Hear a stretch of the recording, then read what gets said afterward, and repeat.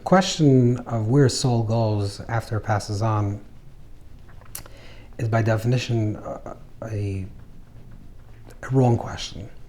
Why is it a wrong question? Because by definition, the idea of where suggests a space. Going suggests that there's a here and there's a there and there's a coming and there's a going. When we're talking about the soul, we're talking about something that's part of the infinite one, something that's immortal, and part of the infinite light of Hashem. So there's nowhere to go, and there's nowhere to be, and there's nothing to do.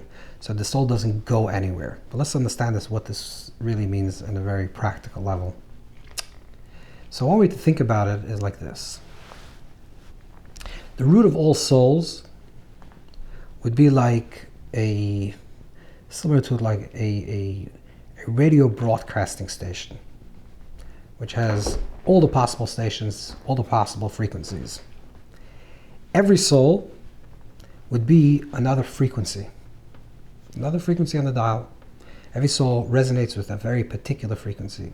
And every soul is distinct. No two souls alike, no two bodies alike. Every person has their own frequency. The frequency is their special way of being, the special way of thinking, the special way of thinking, their special quality.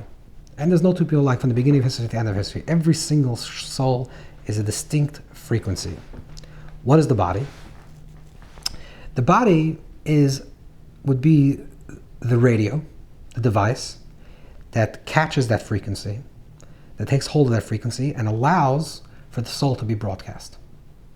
So the soul has a particular frequency, wants to be manifest, wants to be present, wants to reveal itself in this world, but it's just a pure frequency. It needs a device, and the device is the radio, is the actual device, the physical radio, which harnesses in that frequency, gathers that frequency, and allows it to be broadcast into the world. The body is the house of the soul. The body allows for the sound of the soul to be revealed into this world. What happens after 120, after a person passes on? What really just happens is that the device breaks. The device breaks down, the radio breaks down, but the frequency was never dependent on the device. The frequency existed before the device was created, will exist after the device was created.